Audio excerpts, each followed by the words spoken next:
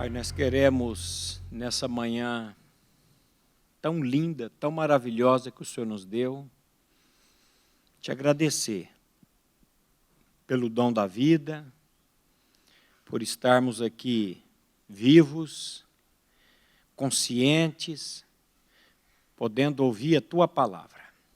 E, Santo Espírito, nós sabemos que é ação Tua, o abrir da nossa boca e o abrir dos ouvidos, o abrir do coração, para que essa semente seja lançada e frutifique, como diz a Tua palavra, a 30, a 60, a 100 por um. Eu quero colocar a vida de cada pessoa aqui nessa manhã, diante do Teu trono de graça. Na certeza, Pai, que a Tua palavra que não volta vazia, ela fará aquilo que lhe apraz.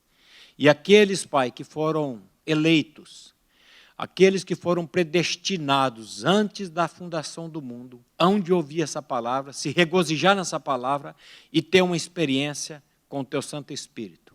Por isso, fala conosco, Pai. É o que nós te pedimos nessa manhã, em nome de Jesus. Amém. Sabe o que significa a palavra amém? Assim seja. Quando você diz amém, você está dizendo assim para Deus. Quando você fica com o coração duro e não diz amém, você está dizendo assim para Deus: não quero, não preciso de você, porque o Deus é você mesmo. Mas eu quero começar fazendo uma pergunta nessa manhã, apesar que nós vamos tratar sobre isso amanhã, e eu tinha esquecido da mesa redonda hoje, então eu estou até com um estudo a mais, mas depois a gente trata lá com os adoles no domingo, à noite.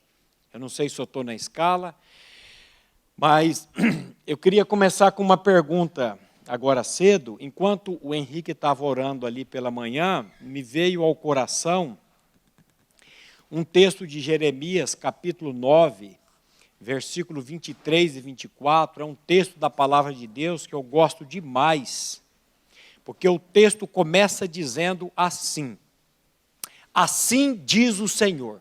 Quem que está dizendo? O Senhor.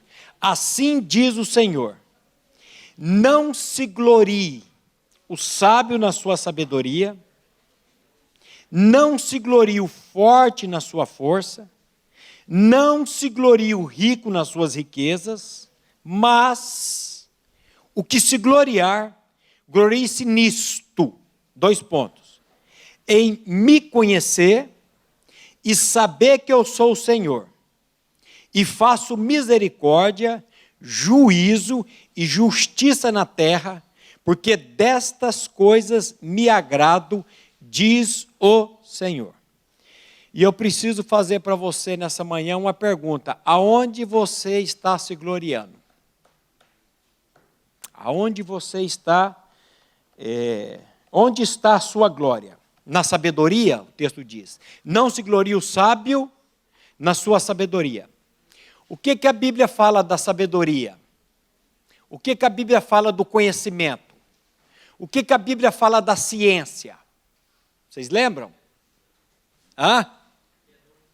Não, é dom de Deus. A Bíblia fala que se alguém necessita de sabedoria, peça a Deus. Mas lá em 1 Coríntios, Paulo diz que a ciência, o saber, incha, ensoberbece. A pessoa muito sabida, ela é muito grande. Ela fica muito, ela acha que ela olha para você de cima para baixo. E a Bíblia diz que o conhecimento, ele dá essa coisa de inchar. Às vezes, a glória da pessoa é na riqueza. Eu não conheço ninguém aqui. Não sei se você é rico, se você não é. Uns eu conheço. O Abner mesmo, ele tem muito dinheiro, uma pessoa rica, de saúde, e o Senhor, se quiser, vai dar riqueza para ele também. Mas aí a pessoa que tem dinheiro, a segurança dele pode estar no dinheiro. Depois ele fala do quê? Da força. E essa força não é só força física, é a força do dinheiro, a força da sabedoria também. Então, cada um se gloria. Deixa eu limpar aqui para não sujar quem sentar. Mas aí ele diz assim, mas o que quer se gloriar, você quer se gloriar em alguma coisa? Glorie-se nisto, em me conhecer. E saber que eu sou o quê? Eu sou o quê? O Senhor. Você sabe quantas vezes a Bíblia trata do senhorio de Cristo, apresenta Jesus como Senhor?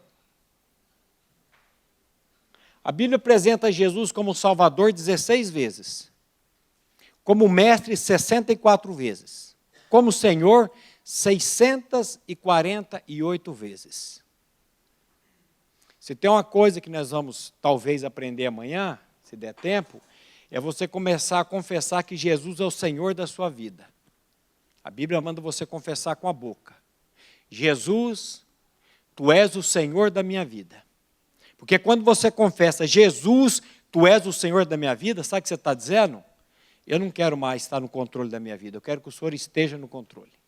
E quando você pede isso para Deus, Deus começa a controlar a sua vida, e quando Deus começa a controlar a vida de uma pessoa, isso é maravilhoso.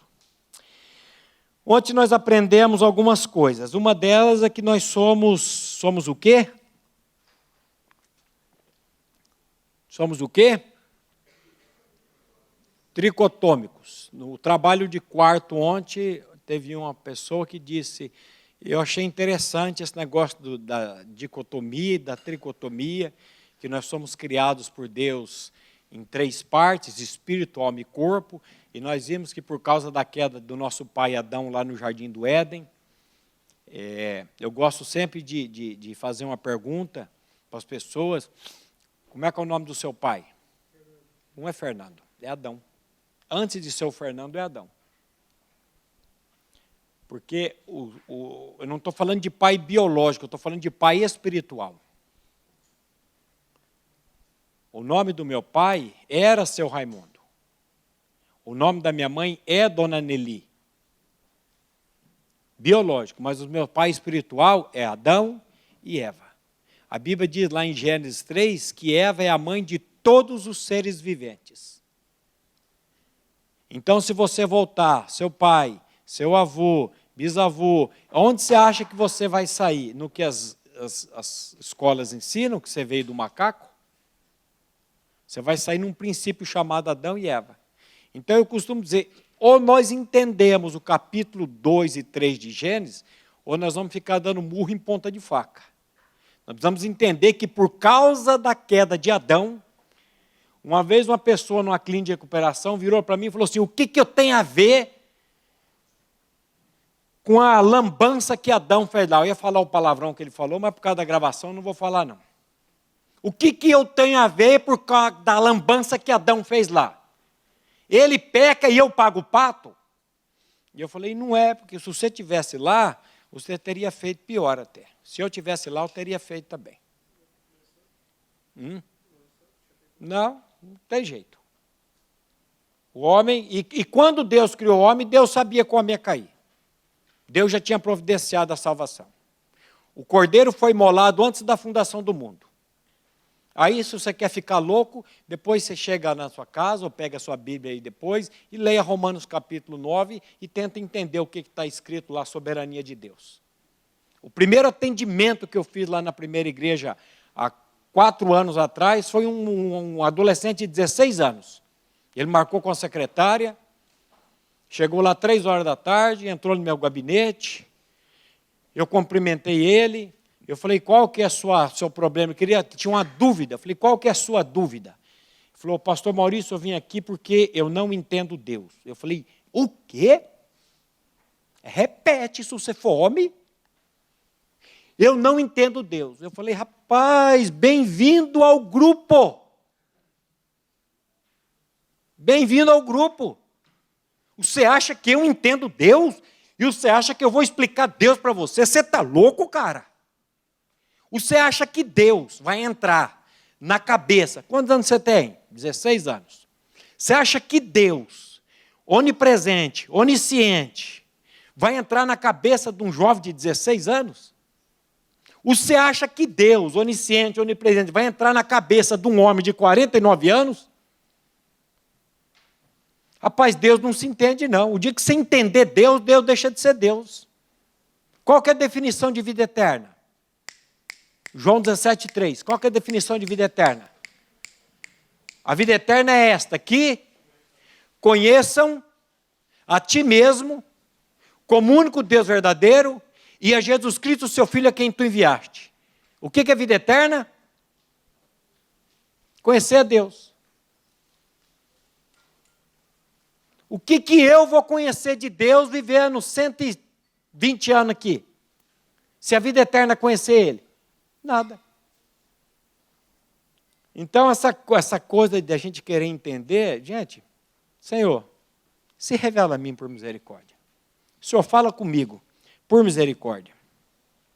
Então, perdemos essa vida por causa da queda de Adão. A natureza carnal entrou.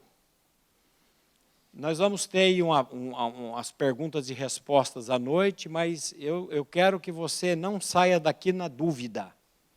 Nós temos um livro na Bíblia, uma epístola, que nessa epístola o escritor diz assim: apiedai-vos, ou tende piedade, misericórdia dos que estão na dúvida, dos duvidosos.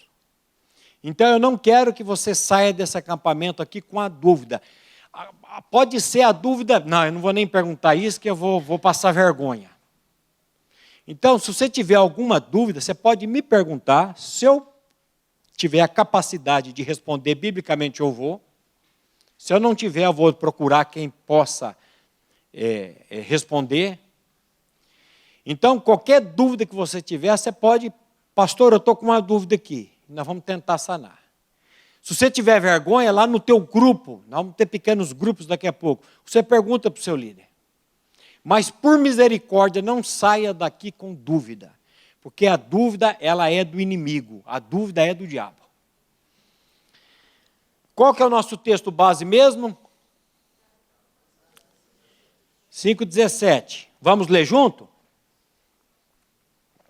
Porque a carne milita contra o espírito e o espírito contra a carne, porque são opostos entre si, para que não façais o que porventura seja do vosso querer. O que a carne faz? O que é militar? Epitumel, essa palavra ela é interessante. Essa palavra milita é girar em volta. Uma das traduções da língua grega da palavra militar é isso, é girar em volta da pessoa. Isso aqui, eu estou aqui com César, eu estou militando, eu estou rodeando ele. A palavra militar é isso, é andar em volta. É isso aqui, ó, que eu estou fazendo nesse púlpito aqui. A carne milita contra o espírito. Então a carne, ela gira. Girar em volta de algo. Ter desejo, anelo, cobiça. Porque a Bíblia, você sabe, ela não foi escrita em português. Ela foi escrita em hebraico e escrita em grego. Porque a língua grega, ela nos dá isso aqui. Eu tenho uma Bíblia aqui em grego, então fui consultar essa palavra agora cedo e descobri tudo isso. Agora, qual que é o comando aí? Que nós estamos aqui num comando militar. Qual que é o comando? Andai no Espírito e jamais satisfareis as concupiscências ou os desejos da carne. E nós já vimos aqui, para que isso aconteça, eu primeiro preciso nascer de novo. Eu preciso nascer de novo. E qual que é o conflito? O conflito, ele vai dizer, a carne milita contra o espírito contra a carne, porque são opostos entre si, para que não façais o que porventura seja do vosso querer. Então, o nosso grande inimigo está aqui, é a carne, que milita contra o espírito, e o espírito, porque eles são opostos um ao outro. Um deseja uma coisa e outro deseja outra. Então, há luta. Aí ele fala, para que não façais o que porventura é do vosso querer. Então é luta. vida cristã, ela sempre foi e sempre será luta. Nunca você vai chegar num patamar da vida cristã que você vai dizer assim, eu não sou mais tentado, eu não sofro mais com a carne. Enquanto você viver aqui, ou ela está no controle da sua vida, que às vezes você não nasceu de novo ainda, e às vezes você não está sabendo como trabalhar com a santificação na sua vida, para você aprender a negar a sua vontade e fazer a vontade do Pai. Jesus, quando ele esteve aqui, ele sempre procurou fazer a vontade de quem? A dele ou a do Pai? Eu não vou ler os textos, mas João 5:30, Jesus diz assim, eu nada faço, eu nada posso fazer por mim mesmo, na forma porque ouço o jugo, e o meu juízo é justo, porque eu não procuro a minha própria vontade, e sim a daquele que me enviou. Então Jesus aqui está sendo claro, eu não estou aqui para fazer a minha vontade, eu estou aqui para fazer a vontade daquele que me enviou. E lá em João 4:34, Jesus diz assim, a minha comida é fazer a vontade daquele que me enviou. Comida é isso que dá sustância. Comida é o que dá sustentação para o ser humano. Fica 30 dias sem comer. Fica 60 dias sem comer e vem lutar comigo. Pode ser o mais forte aí. Você vai estar fraco. Então, comida é o que dá essa sustentação. Depois, em João 6:38, Jesus vai dizer assim, porque eu desci do céu, não para fazer a minha própria vontade, e sim a vontade daquele que me enviou. Até no pior momento de Jesus, que foi o momento da crucificação, porque a angústia de Jesus lá na cruz, a Bíblia diz que tem uma coisa que aconteceu com ele, que a ciência ensina isso, explica, esqueci o nome, ele suou sangue. É possível uma pessoa suar sangue hoje? É. Você que o seu pai é médico, ele pode explicar isso um pouco para você. Tem um nome, fugiu agora da cabeça o nome da... Quando você está por uma angústia, um sofrimento muito terrível, você pode, uma depressão muito grande, você pode suar sangue. Oi? Hematodrose, isso mesmo. Hematidrose. E Jesus, naquele momento de angústia, ele disse, Pai, se possível for, afasta de mim esse cálice. Ele não queria passar pela morte. E Jesus não estava preocupado com a morte física. A angústia de Jesus é que ele ia receber o pecado do pastor Maurício no corpo dele, lá naquela cruz. Porque quando ele recebeu o meu pecado no corpo dele, ele se desligou do Pai.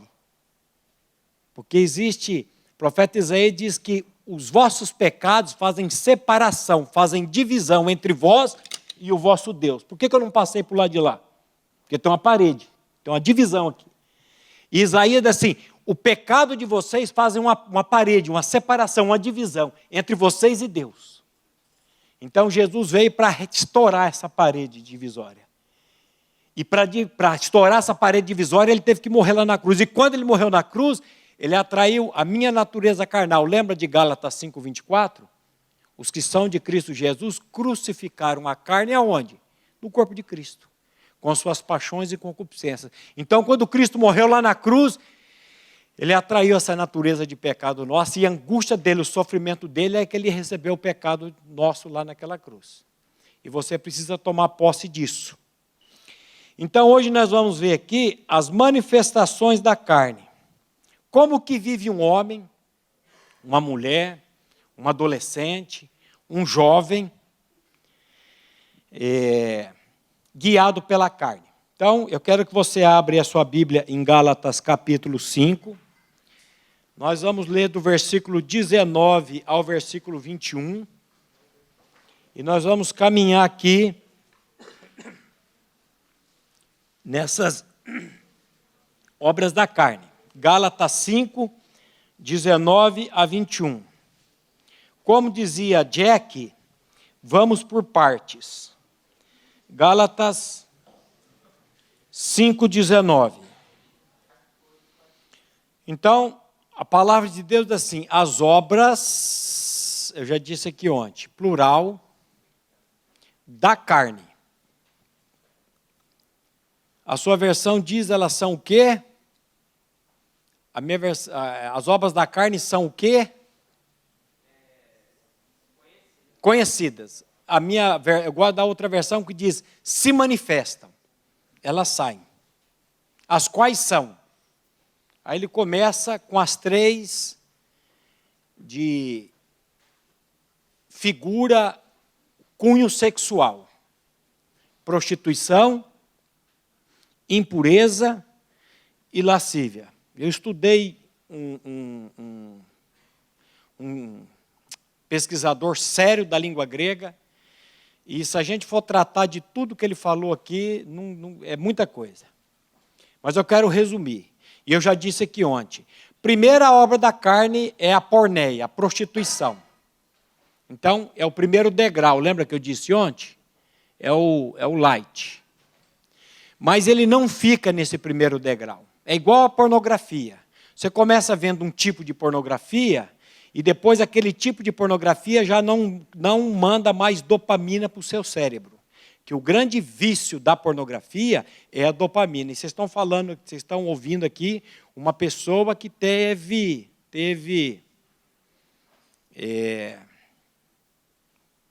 mestrado, esses cursos aí superior,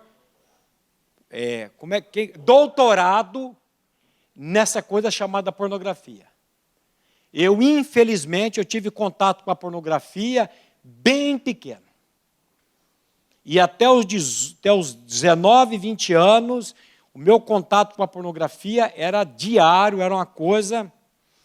E eu descobri, por um cientista, que ele diz que é mais fácil você libertar um viciado em cocaína do que um viciado em pornografia.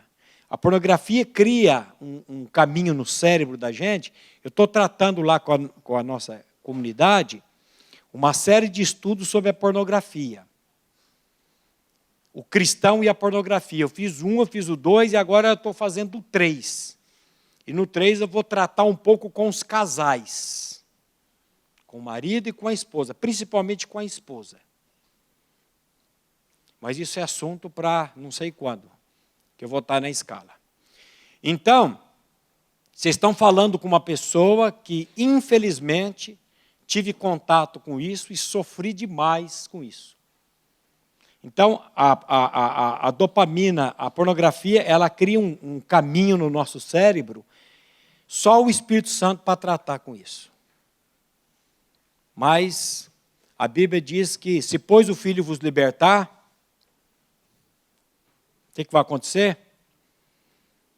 Estou vendo que vocês ou têm muita vergonha ou não têm conhecimento bíblico. É um versículo bem conhecido, João 8,32, e conhecereis a verdade, e a verdade vos libertará. E o 36, se pois o Filho vos libertar, verdadeiramente sereis livres. Então, o Senhor, quando liberta, Ele liberta mesmo. Então, Ele pode libertar você de qualquer pecado. E hoje as pessoas querem colocar na porneia nomes de doença. Parafilia, eu tenho uma doença. Eu sou parafílico. Ainda bem que você não está com o celular, que você já ia correr para o Google. Está vendo como é que é bom dar celular? Parafilia é uma manifestação já da selgueia. Da selgueia. Porque começa na porneia, depois vem prostituição, a impureza é a cartasia, e depois vem a selgueia.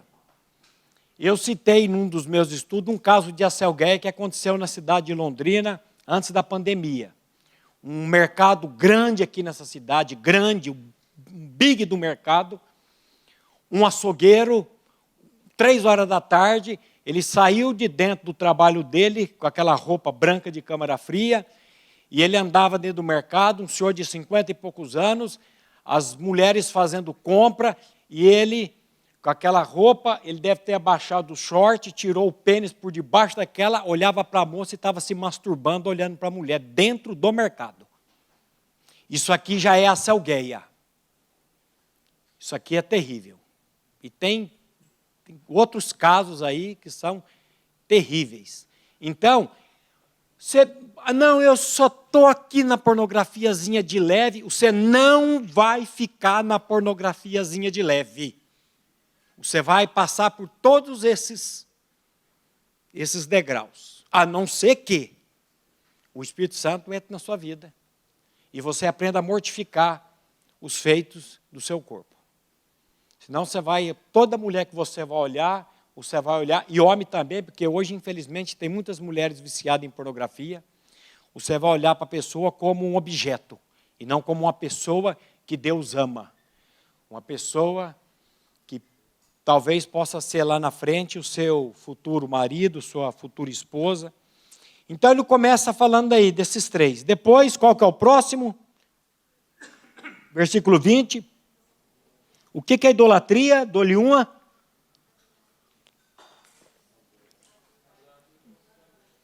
Adorar o quê?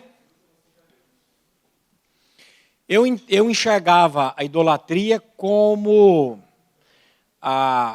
o que a Igreja Católica faz. Eles adoram imagem de Maria, imagem de São Pedro, imagem de não sei do quê. Não deixa de ser idolatria também. O Salmo 112 vai condenar isso.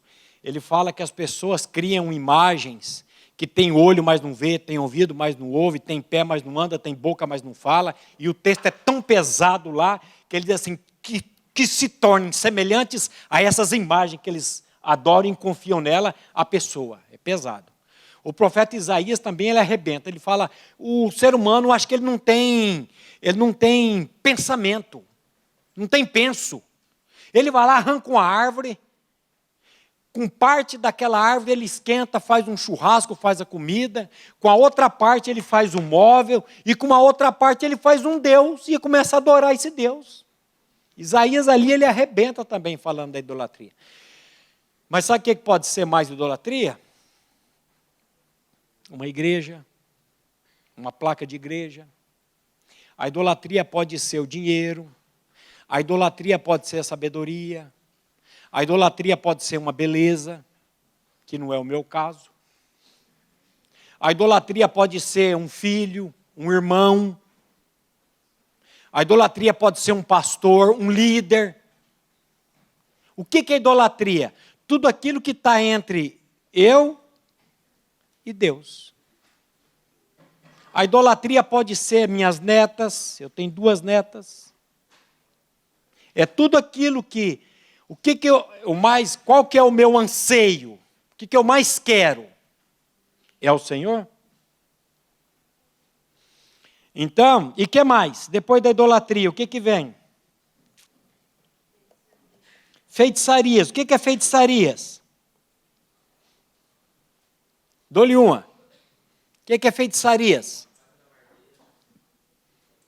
Bato na madeira. O que é feitiçaria? Vela preta, encruzilhada, macumba? Também. Mas a palavra na língua grega não tem nada a ver com isso. A palavra na língua grega é farmaqueia. Uso ou administração de drogas. Olha. Feitiçaria é a pessoa que é dependente química. Agora, preste atenção numa coisa. O que produz tudo isso na vida da pessoa? A natureza carnal. Não adianta você falar para uma pessoa que não nasceu de novo, que não tem a vida de Cristo, não adianta você falar, me dá o celular que não pode usar o celular. Ele vai esconder o celular. Eu não dou! Eu estou conhecendo esse timbre de voz. Olha. Ele não tem o coração tratado. Ele quer burlar. Ele quer enganar. Aí você tem que dar uma chamada, ameaçar. Se não devolver, se pegar, vou chamar. Teve um agora que me procurou e falou, olha, o celular está dentro da mala.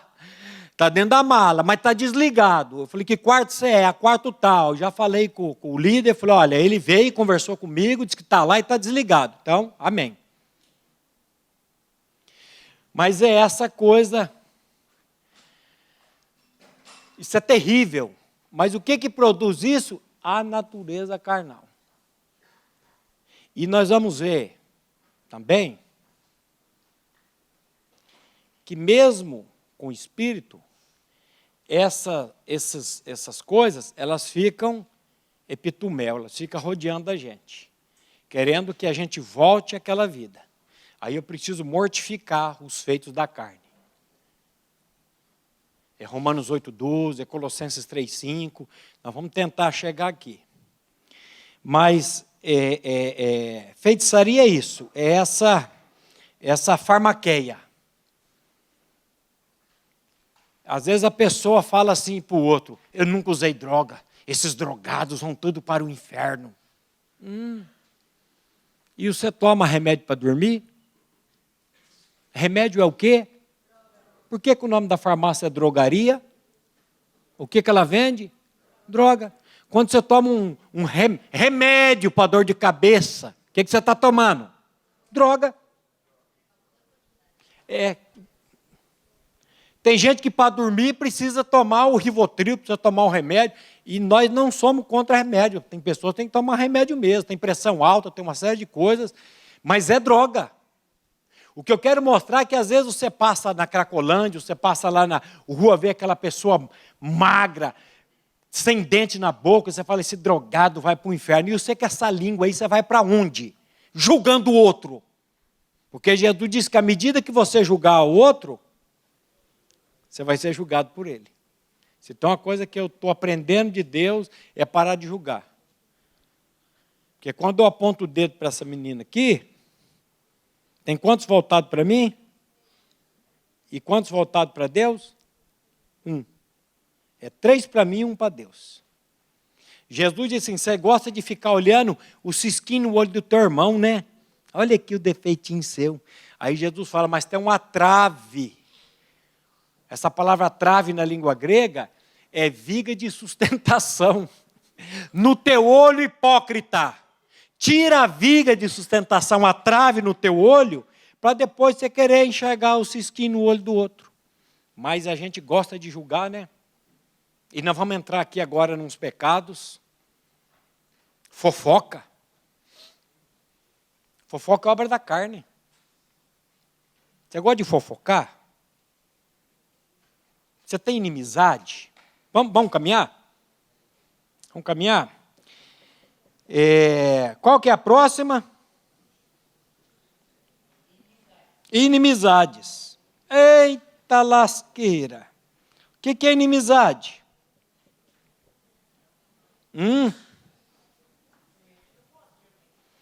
Na língua grega é pesada, é a pessoa odienta, a pessoa detestável, aquele que se opõe contra o outro.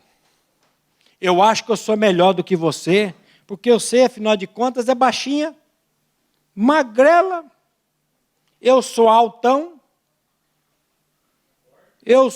já fui forte, mas estou mais gordão. E aí começa as hostilidades. Isso é obra da carne, isso é pecado. A gente achar que é melhor do que o outro. Então, Senhor, não me deixa, por misericórdia, fazer isso. Às vezes na escola, na igreja. Às vezes a pessoa fala uma coisa de você e você guarda aquilo. Já aconteceu isso com você? Sabe o que Jesus disse que é para fazer? Perdoar. Perdoar quanto? 70 vezes 7 ao dia, a mesma ofensa. 490 vezes. Ah, pastor, aí Jesus pediu demais. Não pediu demais, não. Porque o filho dele, quando foi injuriado, ele não injuriava. Jesus, quando padecia, não ameaçava. Jesus foi como ovelha muda ao matadouro. E perante os teus tosqueadores, ele não abriu a sua boca. Quando nós temos a vida de Cristo e nós buscamos isso no Espírito, o Espírito vai dar vitória para você contra qualquer um desses pecados aqui, inclusive a inimizade. Às vezes você está andando lá no corredor da escola, você está andando na igreja, você está indo, de repente você encontra, você vê o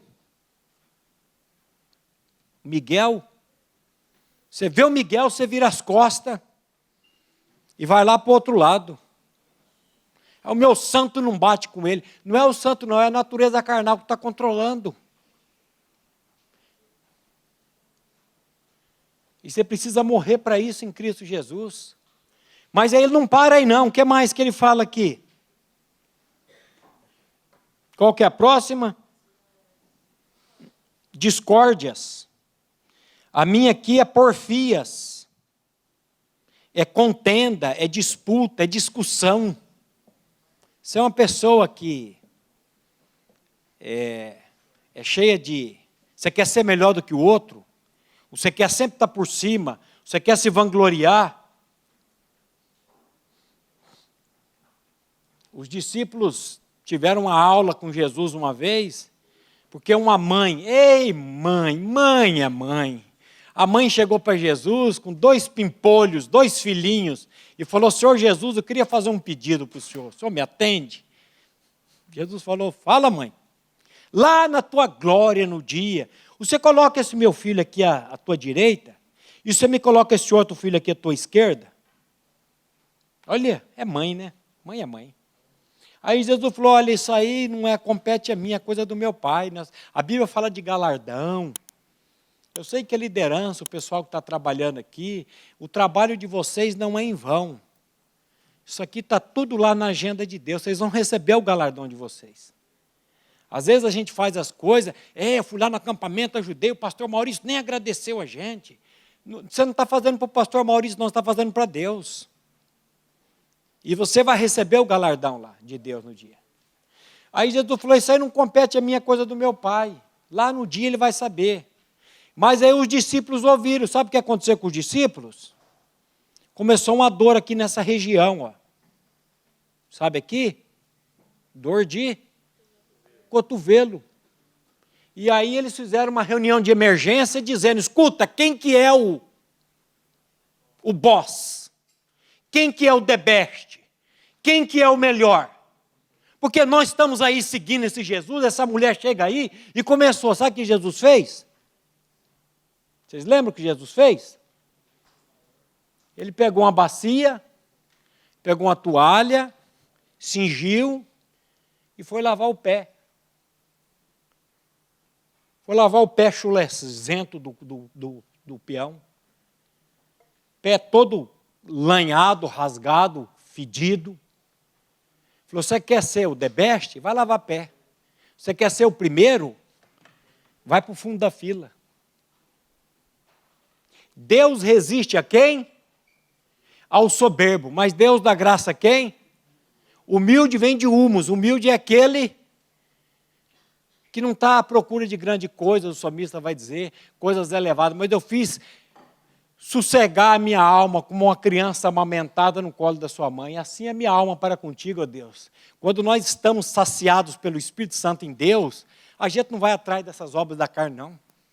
A gente olha para a Porné e diz assim, olha, eu até poderia entrar aí e ver isso aqui, podia ficar aqui me masturbando uma tarde, podia fazer uma série de coisas, mas eu tenho um Deus que Ele sacia a fome da minha alma. Eu tenho um Deus que Ele é meu amigo fiel. Eu tenho Jesus e eu posso bater um papo aqui com Ele. Na hora que a tentação vem, na hora que a carne vem, eu tenho a quem recorrer. E aí quando você recorre a Ele, você pode ter certeza na sua vida. Todas as vezes que você recorre a Deus, antes de qualquer pecado, Deus sustenta você. Jesus sabe o que é pecar. A Bíblia diz que Ele passou por todos os tipos de tentações. Mas até pornográfica, pastor Maurício, até pornográfica, todas a Bíblia fala. E Ele resistiu ao diabo em todas. Com quê? Está escrito, está escrito, está escrito. Que nós vamos trabalhar um pouco amanhã no Salmo. De Deus nos firmar na palavra dEle. A palavra de Deus habite ricamente em vossos corações. Eu sei aqui que se eu perguntar para alguns aqui, escuta, quem que está aí quem que é o jogador aí, o The Best aí, quem que é o lutador do UFC que está aí despontando? Ah, é o Charlie do Bronx, é o Makaev, é não sei o quê. E você vai falar ali, eu vi uns celulares ali com foto de jogador. Isso é idolatria. Mas não adianta eu falar, agora o pastor mandou eu tirar a foto. Não é eu sei que é o Espírito que tem que fazer você tirar a foto. Não chega lá e tira a foto, não. Porque às vezes você vai tirar e vai colocar a sua. Vai colocar do pai. Então, você sabe que Deus precisa tratar lá dentro no coração? Mas aí tem mais. O que ele fala mais aí? Qual que é a próxima? Bom, você pulou aí a discórdia, né? Essa palavra discórdia, ela vem de intriga. Essa palavra discórdia na língua grega, ela é pesada, que ela vai falar de partido político, eleitoral. Você já viu um de esquerda e um de direita conversando? Você já viu um bolsonarista e um lulista quase saindo no tapa? É essa palavra aqui, ó. Essa aqui. Eu quero que a minha ideia, que a minha coisa prevaleça, senão eu vou arrebentar tudo. O que mais? O que ele fala aí? Dissensões. O que é isso? É aquela pessoa que ela gosta de causar divisão. Ela não é aquela pessoa, sabe, a expressão aqui, aquela pessoa que é temperada com sal, ou melhor ainda, ela tem decência. Ela não, por exemplo, nós estamos aí batendo em algumas pessoas. Ela se veste com decência. Ela não quer exibir o corpo dela para as pessoas. Ela tem pudor. Tem gente que não tem isso. E você sabe quem que ensina isso para a filha? É o pai. Porque o pai, como homem, ele sabe o que é uma mulher. Hoje você vê os casamentos hoje aí, é a coisa mais que palavra vulgar que existe. As noivas hoje nos casamentos usam cada tipo de roupa. O seu corpo é para você e para o seu marido quando você casar, não é para você expor aí não. Usar top, ficar com a barriguinha de fora, com calça mostrando a silhueta. Isso é obra da carne.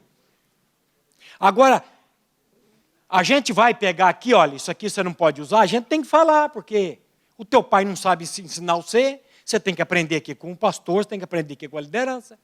Porque quem tem que tratar isso com você é seu pai. Mas antes do seu pai, tem que ser, sabe quem?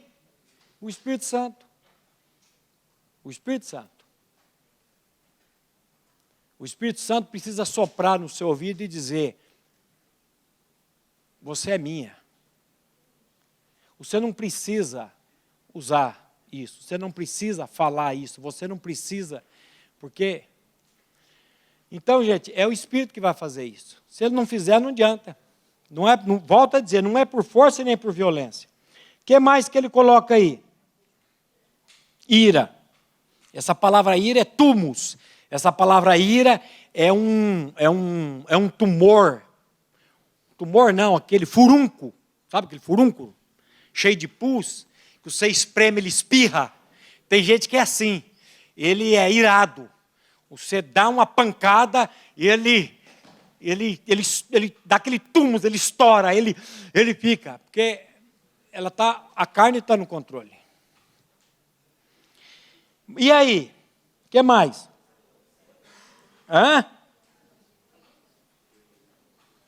Bebedices, glutonarias. O que é glutonaria?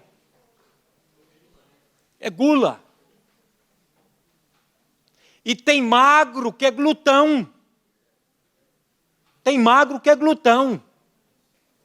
A glutonaria é pecado? É pecado. A fofoca é pecado? É pecado. Mas às vezes aquele pecado aparente a gente pega mais em cima dele. A glutonaria não é aquela pessoa que ela come para viver, ela vive para comer. Ela está ali tomando café, comendo. O que vai ter de almoço? Ô, carcará sanguinolento? Eu ia falar outro nome. Saboreia aí o café da manhã, saboreia a comida. Porque talvez você nem fique vivo para o almoço. Na hora que o almoço chegar, você vai descobrir o que é o almoço. Então, aquela pessoa que ele fica, ele come, não tem controle. E a bebedice também. Mas e aí, o que ele fala?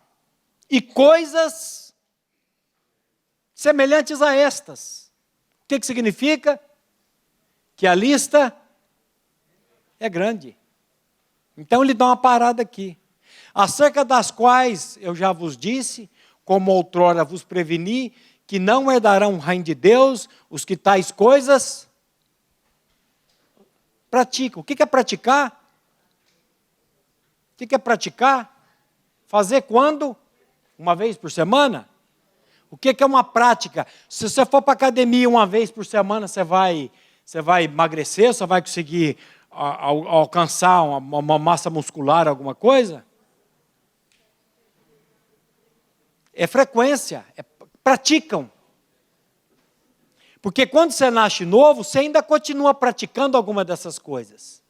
Só que, quando você tem um Espírito Santo, o Espírito Santo vai falar para você: Rebeca, você não precisa disso. Rebeca, olha para mim.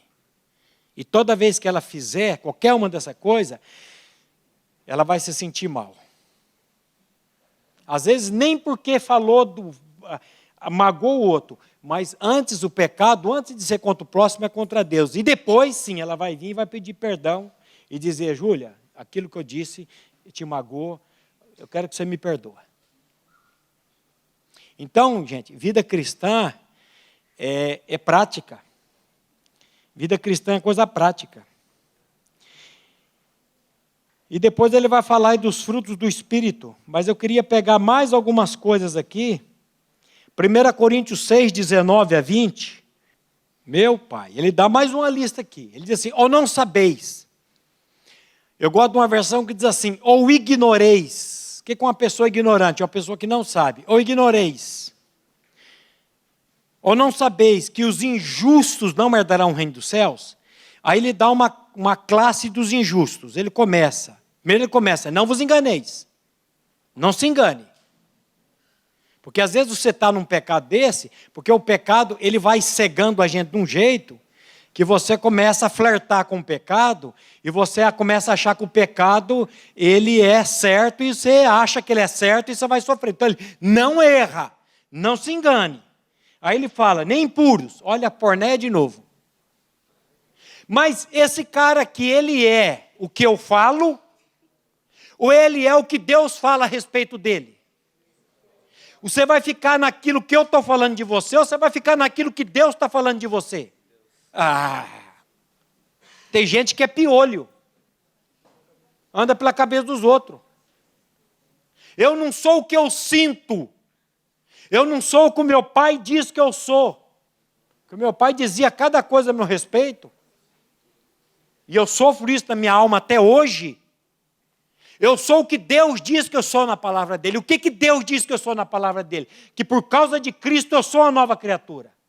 Porque quando você se apaixona por Jesus Cristo, quando eu me apaixono por Jesus Cristo,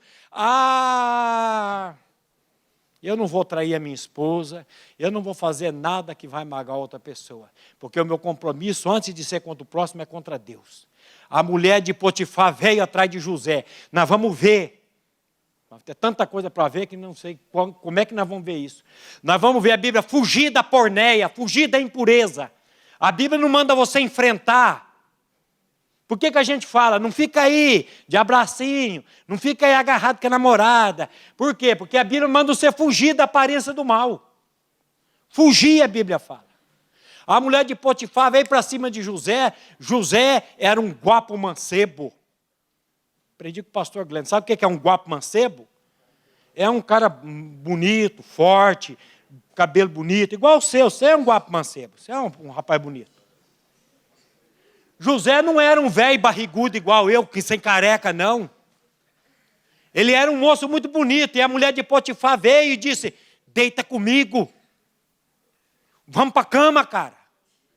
José disse, não posso pecar contra o meu Deus. Olha o complô. José amava mais a Deus do que a porneia. José amava mais a Deus do que a pornografia. E por causa disso ele pôde, eu não vou. E teve um dia que essa mulher chegou lá e falou assim, o palácio vazio, só os dois, e ele saiu do banho, e ela falou, é hoje que você vai para a cama comigo, cabra, vem aqui. E José saiu correndo, e ela ficou com a capa, com a toalha segurada, e ele saiu pelado correndo. Porque a Bíblia manda fugir. O diabo, a Bíblia não manda fugir. O que a Bíblia manda fazer com o diabo? Enfrenta, resiste ao diabo. Ele que tem que ter medo de mim, eu não tenho que ter medo do diabo, não. O diabo você não precisa... Agora, a porneia, a prostituição, a Bíblia diz, você começou a sentir um cheirinho, você começou a perceber uma coisa diferente, cai fora. Meu Deus, me guarda. Me guarda porque, você já ouviu aquela expressão que o crente gosta de usar? A carne é fraca, pastor. A carne é fraca e a servergonhice é mais fraca ainda, né? Porque a Bíblia diz que Ele é poderoso para salvar os que são tentados. E Ele pode salvar você na hora da tentação. E eu vou dizer para vocês, Ele tem me salvado já há muitos anos, de muitas tentações. E já há um bom tempo do vício da pornografia. De adultério, essas coisas, Ele tem me salvado. Até o dia de hoje, Ele tem me salvado. Quem enganar minha mulher é facinho. É fácil enganar essa baixinha. Ela dá aula de manhã, eu fico Londrina, região, vou para tanto canto, eu saio de casa, ela nem pergunta mais onde eu vou. Eu vou pregar. E eu posso não estar pregando, eu posso estar aprontando alguma coisa. Mas quando eu sair desse mundo, eu vou dar conta para minha mulher, eu vou dar conta para Deus. E por que eu tenho medo da minha mulher? Porque ela está aí, ela pode me ver? E por que eu não tenho? Por que eu tenho temor dela e por que eu não tenho temor de Deus? Porque falta para nós a consciência da presença de Deus. Olha uma oração boa que você pode fazer. Senhor, me dá consciência da tua presença. Porque tem coisas que eu não faria aqui na presença de vocês, que eu tenho vergonha de vocês. Mas lá nos bastidores eu faço. Mas lá nos bastidores eu não estou na presença de vocês, mas eu estou na presença de quem? E Deus Ele é aquele que vai me julgar, ou vocês que vão me julgar? É Deus. Então, Senhor, dá-me consciência da tua presença, por misericórdia. Cristo pagou o preço lá na cruz, para transformar você numa nova criatura, para transformar você e eu numa pessoa santa, irrepreensível, diante dEle em amor. Eu queria que você curvasse a cabeça para nós orarmos nesse momento, pedindo ao Espírito Santo para vivificar essa palavra nos nossos corações. Pai, nós queremos te louvar e te agradecer por esse tempo aqui, por esse acampamento, pela vida de cada adolescente aqui. Pai, tudo isso que nós expomos aqui hoje, infelizmente, é a realidade de muitos deles. Mas nós cremos e sabemos, Pai, que a tua palavra tem o poder de transformar de dentro para fora. A tua palavra, que ela diz que ela é água, ela pode lavar, ela pode purificar cada um desses jovens, cada um desses adolescentes. E a nossa oração, Pai, em nome de Jesus, é que o teu Santo Espírito trabalhe em cada vida. Que nenhum deles, Pai, saia desse acampamento sem um genuíno arrependimento. Pai, somente o Senhor, pelo teu Espírito, pode nos dar nojo pela porneia. Somente o teu Espírito pode nos dar nojo por todos esses pecados que nós falamos aqui hoje. Por isso, faz isso, Pai, na vida de cada um deles com um único propósito. A glorificação e a exaltação de Cristo e da obra que Ele fez em nós, faz em nós e através de nós. É no nome dEle, Pai, que nós oramos e agradecemos a Ti. Amém.